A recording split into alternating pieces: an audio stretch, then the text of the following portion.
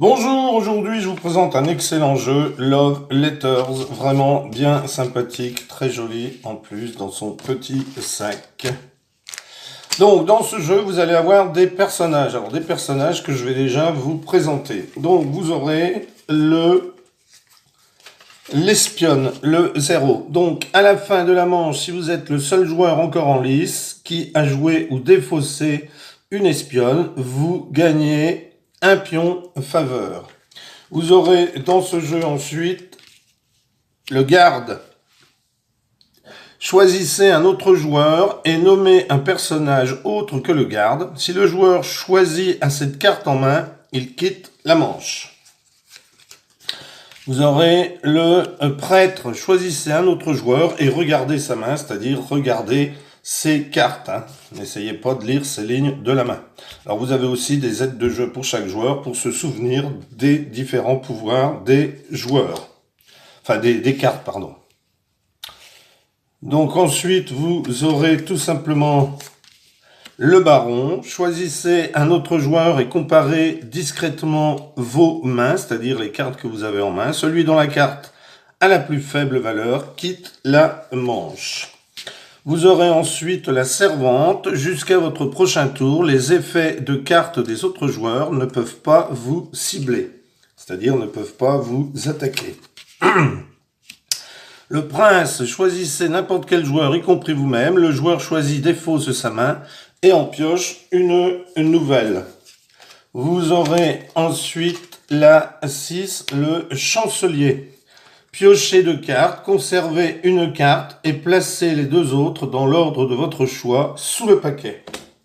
Vous aurez ensuite le roi, une carte puissante. Choisissez un autre joueur et échangez vos mains, c'est-à-dire échangez vos cartes. Vous aurez la comtesse. Donc si votre main contient le roi ou un prince, vous devez jouer la comtesse. Et vous aurez enfin la carte de la princesse, puisqu'ici c'est une lettre que l'on doit faire parvenir à une princesse. Si vous jouez ou défaussez la princesse, eh bien vous quittez la manche. Donc vous avez tout ici sur les petites aides de jeu. Vous pouvez en donner une à chaque joueur. Et maintenant on va voir comment est-ce que cela se passe.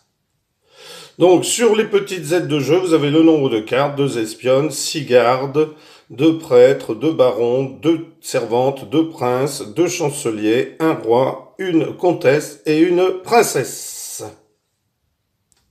Alors, pour la mise en place, vous allez donner la carte référence à chaque joueur. Vous allez ensuite mélanger les 21 cartes du paquet comme ceci, tout simplement. Puis vous posez ensuite le tas comme ceci. Alors vous allez placer la première carte du paquet que vous allez ranger dans le petit sac ici, puisque vous n'utiliserez pas. Et si la partie compte 2 joueurs, vous piochez 3 cartes supplémentaires et vous les mettez de côté face visible. Ça c'est si vous jouez à 2. Voilà. Donc ici, les joueurs savent combien il reste dans le tas. Ceci dit, il y en a quand même une qui est cachée, donc il y a toujours une incertitude. Donc ici, on a écarté une carte et on en donne une à chaque joueur puisque nous jouons à 4. Donc, celui d'entre vous qui a rédigé une lettre manuscrite le plus récemment est le premier joueur. Comment cela se déroule ? Eh bien, Love Letter va se dérouler selon plusieurs manches durant lesquelles vous faites appel aux alliés, aux amis et à la famille de la princesse afin qu'ils lui remettent une lettre d'amour. La carte que vous avez en main représente la personne qui transporte actuellement votre lettre. Mais elle est susceptible de changer à mesure que vous jouez et piochez des cartes pendant la manche. Pour remporter une manche, vous devez détenir la carte dont la valeur est la plus élevée à la fin de cette manche ou être le dernier joueur en lice. Donc, princesse, comtesse, roi, ça c'est l'ordre dans lequel sont les cartes de la plus forte à la plus faible. Alors, on va effectuer les tours de jeu dans le sens des aiguilles d'une montre. À votre tour, vous allez piocher une carte du paquet qui est là. Puis, vous choisissez et jouez ensuite l'une de vos 2 cartes en résolvant son effet. Donc, c'est Vince qui, le dernier, a écrit une lettre manuscrite. Il va piocher une carte. Alors, on ne les montre pas aux autres. Ici, pour les besoins de la cause, je vous les montre. Il a donc la comtesse et le baron. Donc ça, il les a dans sa main.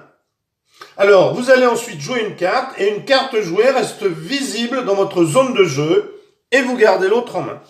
Donc, ici, eh bien... si votre main contient le roi ou un prince, vous devez jouer la comtesse. Il n'y a pas de roi ni de prince. Donc Vince garde cette carte dans sa main et il va jouer le baron. Donc il va choisir un autre joueur et comparer discrètement sa main. Celui dont la carte a la plus faible quitte la manche.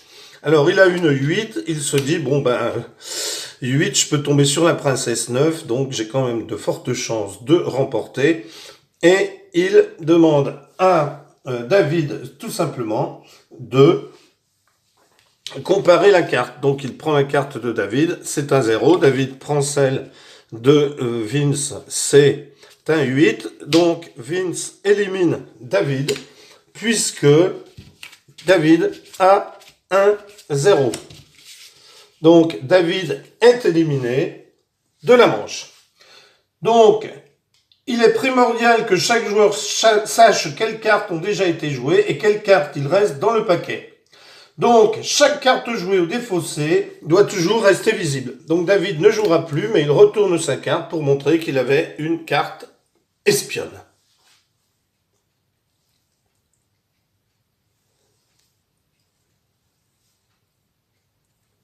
Donc ici, David a quitté la manche, car certains effets de cartes vous forcent à quitter la manche en cours. Un soupirant adverse est assuré que votre lettre n'arrive jamais à destination. Lorsque cela se produit, vous défaussez votre main face visible devant vous, sans résoudre l'effet de la carte qu'elle contenait. Jusqu'au début de la prochaine manche, vous ne pouvez plus être ciblé par des effets de cartes et vous passez votre tour. Donc, en gage de pour savoir que vous êtes éliminé, vous allez tout simplement retourner votre carte effet. Comme ça, les autres joueurs sauront que vous êtes tout simplement éliminé. Alors, une manche peut s'achever de deux manières. Soit quand le paquet ici est épuisé, soit lorsqu'il n'y aura plus qu'un seul joueur qui jouera, c'est-à-dire que, par exemple, ici, imaginons que Maxime et Francis et leurs cartes retournées. Bien sûr, ces deux-là seraient retournés. Il ne reste qu'un joueur en lice, c'est Vince. Eh bien, c'est Vince qui aurait tout simplement gagné la partie. Si le paquet se retrouve vide, tous les joueurs qui sont encore dans le jeu révèlent et comparent les cartes de leurs mains après le tour du joueur actif. Si vous détenez la carte dont la valeur est la plus élevée, vous remportez la manche et vous gagnez un pion. Votre lettre est bien parvenue à la princesse. En cas d'égalité, tous les joueurs concernés remportent la manche et chacun d'eux gagne un pion faveur. Le dernier joueur en lice, vous êtes le seul joueur à participer encore à la manche en cours, car tous les autres ont dû la quitter suite à des effets de cartes. Celle-ci s'achève immédiatement. Vous la remportez et vous gagnez un pion faveur. Ensuite, on commence une manche suivante. Eh bien, on va réitérer toutes les étapes de mise en place. On mélange toutes les cartes personnages, on en met une de côté, on en distribue une à chaque joueur.